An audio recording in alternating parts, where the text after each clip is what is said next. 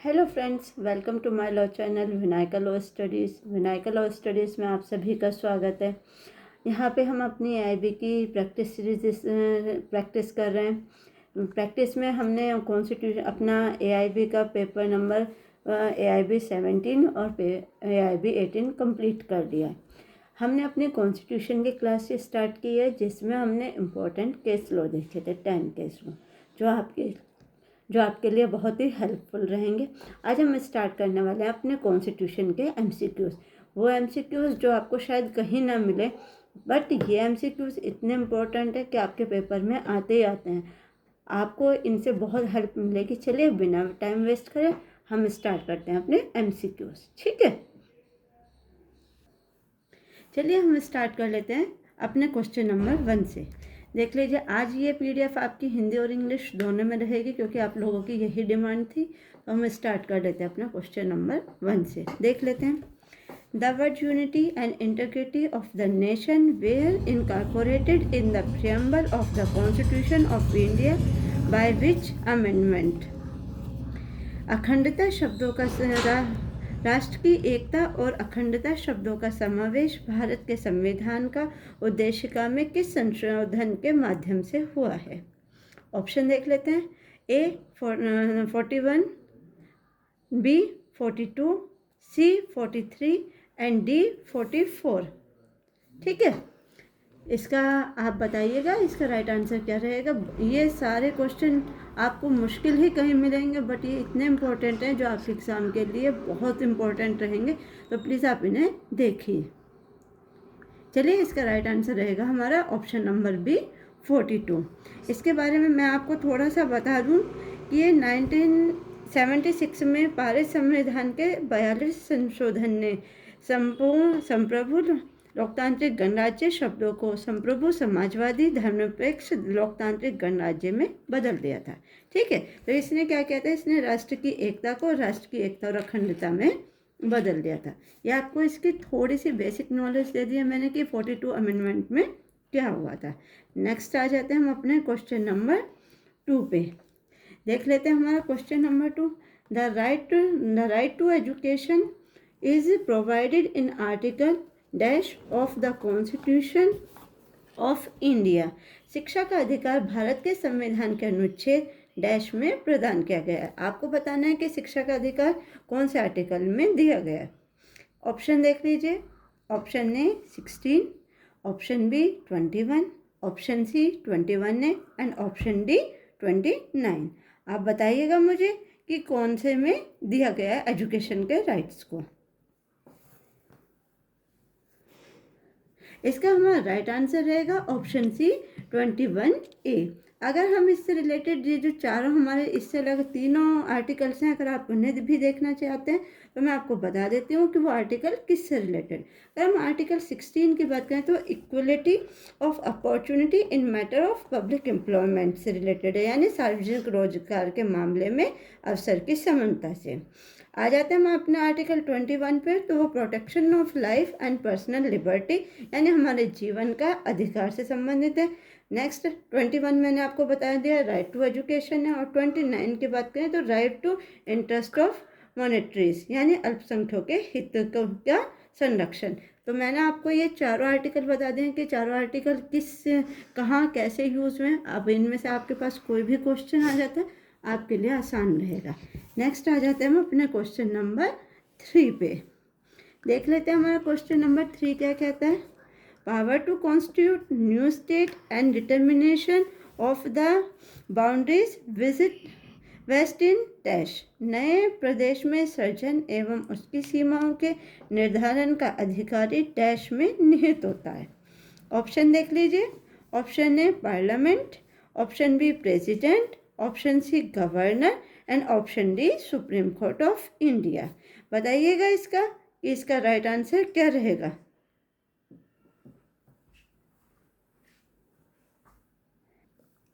इसका हमारा right answer रहेगा ऑप्शन ए संसद। अगर हम इसके रिलेटेड आर्टिकल की बात करें कि हमें दिया कहाँ गया है, तो ये हमें आर्टिकल 3 में दिया गया है, जिसमें बताया गया है कि नए राज्य को इस सीमा को बनाना निर्धारण करने की शक्ति हमें मिलती है। ठीक है, ये हमें आर्टिकल 3 में बताया गया। नेक्स्ट आ जाते हैं हम अपने क्वेश्चन नंबर 4 पे। देख लेते हैं अपना question number 4। Select the most appropriate, यानी सबसे उपयुक्त का चयन कीजिए, यानी जो सबसे अच्छा आंसर होगा। देख लीजिए, article 14 of constitution of India provides all provision. इसे हिंदी में देख लेते हैं।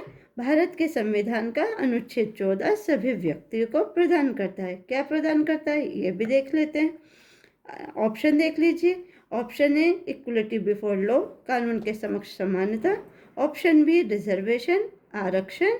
Option C equality before law and equal protection of law, कानून के समक्ष समानता और कानून का समान संरक्षण। Option D freedom of religious, धार्मिक स्वतंत्रता। आपको बताना है इसका हमारा राइट आंसर क्या रहेगा, यानी आर्टिकल 14 किस चीज़ से रिलेटेड है, बताइए। इसका अगर हम राइट आंसर देखें तो हमारा राइट आंसर सी रहेगा, equality before law and equal protection of law. ठीक है, नेक्स्ट आ जाते हैं हम अपने क्वेश्चन नंबर 5 पे। नेक्स्ट देख लीजिए हमारा क्वेश्चन नंबर 5।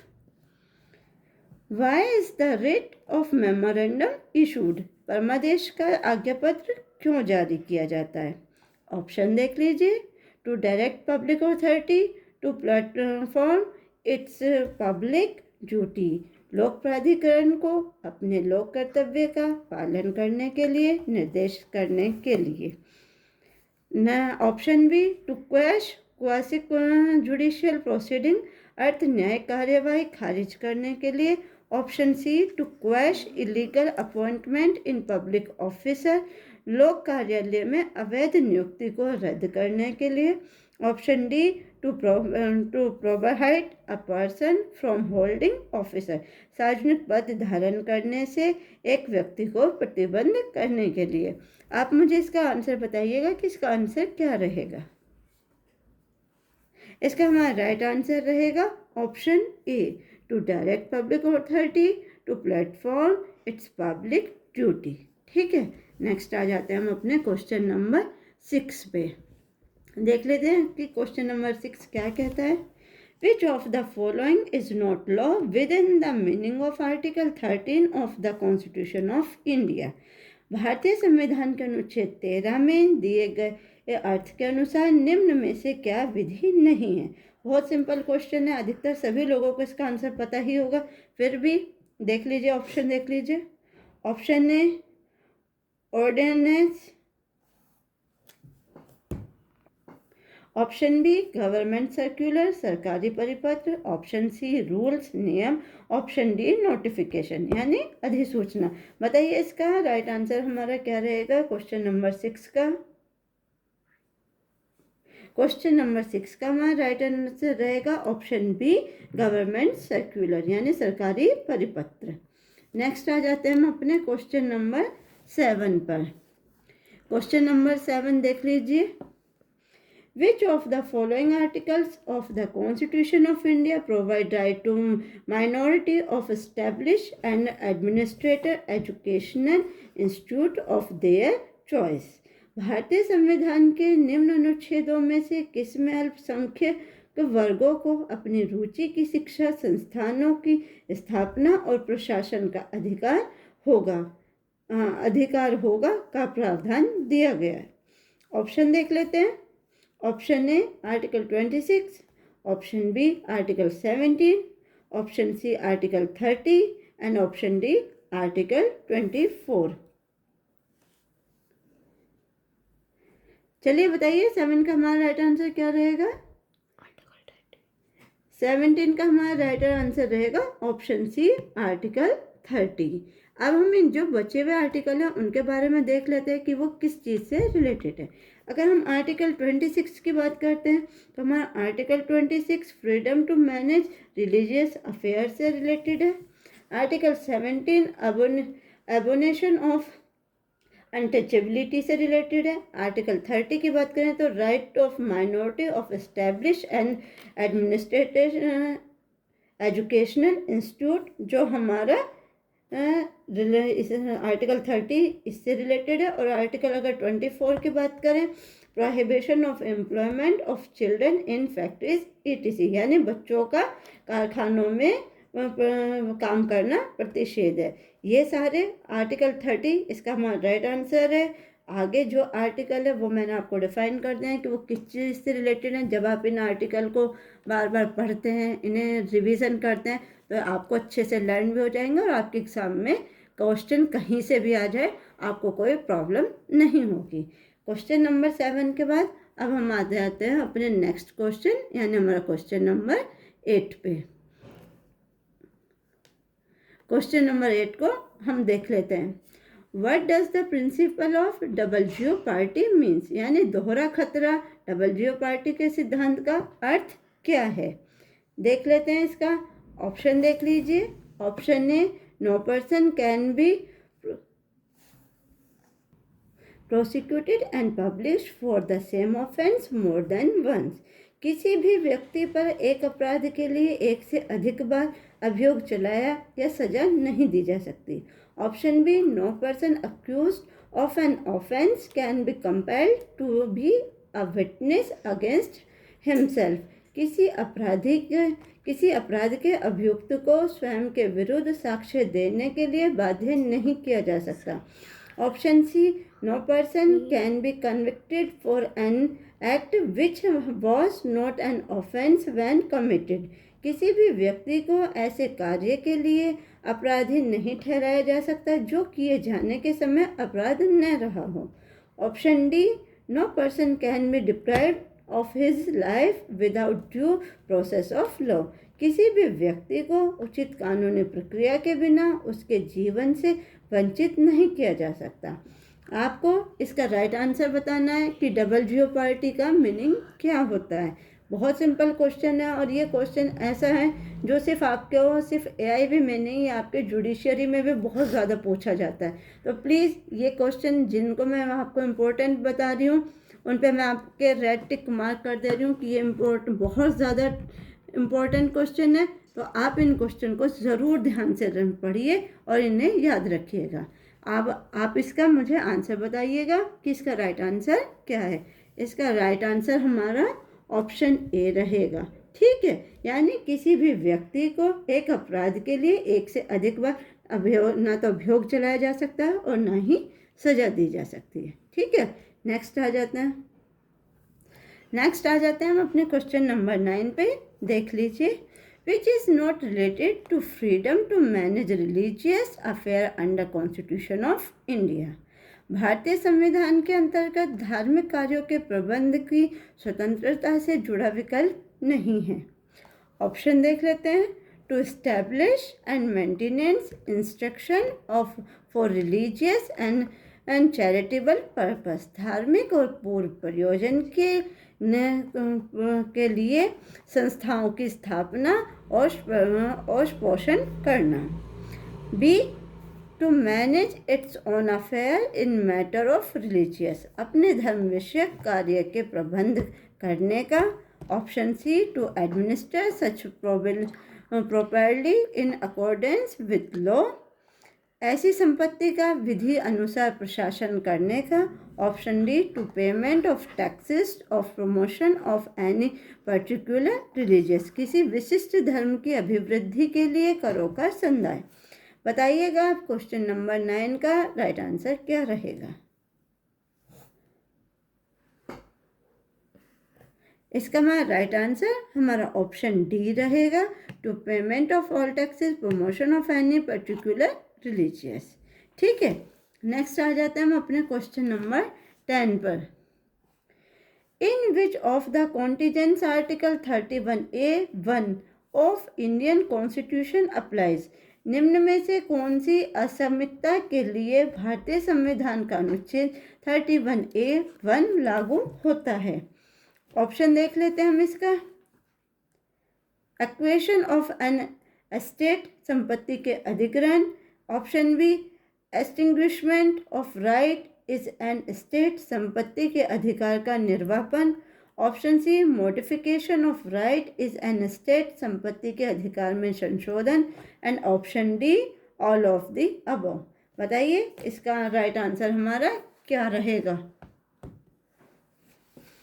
इसका हमारा राइट आंसर रहेगा हमारा option D, all of this above, यानी उपयुक्त सभी। नेक्स्ट आ जाते हैं हम अपना क्वेश्चन नंबर 11 पर। देख लेते हैं हम हमारा question number 11। According to clause 1 of Article 25 of the Indian Constitution, the freedom of religious is subject to the interest of dash।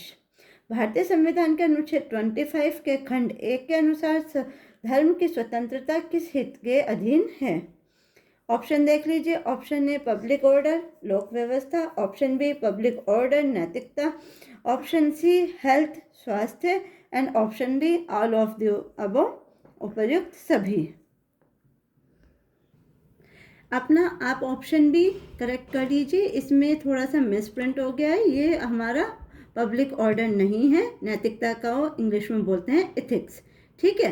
Next अगर हमारा ऑप्शन नंबर सी हेल्थ, स्वास्थ्य। And option D all of the above. अब आप मुझे इसका right answer बताइएगा कि इसका राइट आंसर हमारा क्या है। इसका हमारा राइट आंसर रहेगा option D, all of the above. ठीक है।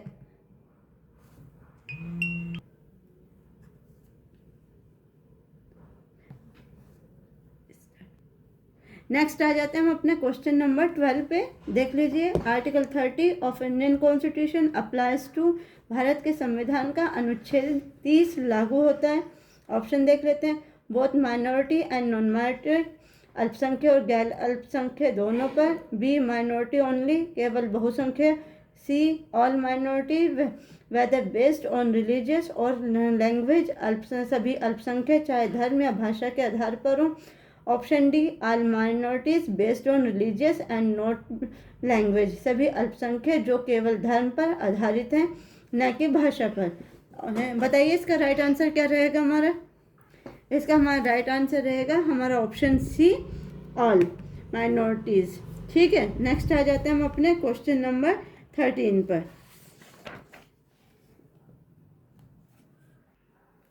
क्वेश्चन नंबर 13 देख लेते हैं। Which of the following is a fundamental duty of every citizen of India? निम्न में से क्या भारत के प्रत्येक नागरिक का मौलिक कर्तव्य है?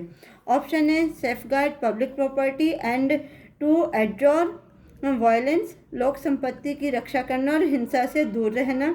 Option B organisation of village panchayat, ग्राम पंचायतों का गठन करना। Option C protect interest of minority, अल्पसंख्यकों के हितों की सुरक्षा करना। Option D separate judiciary for executive, कार्यपालिका से न्यायपालिका का पृथकीकरण। बताइए इसका राइट आंसर क्या रहेगा। इसका हमारा राइट आंसर रहेगा हमारा ऑप्शन ए। नेक्स्ट आ जाते हैं हम अपना क्वेश्चन नंबर 14 पे। देख लेते हैं हम हमारा question number 14। Question number 14, to remove the president from the post, impeachment can be brought on the ground of। Bharat के राष्ट्रपति को हटाने के लिए किस आधार का महाभियोग लगाया जा सकता है? ऑप्शन देख लेते हैं। Option A violation of constitution, संविधान के उल्लंघन। ऑप्शन बी मिसकंडक्ट, कदाचार। ऑप्शन सी कॉर्पोरेशन, भ्रष्टाचार।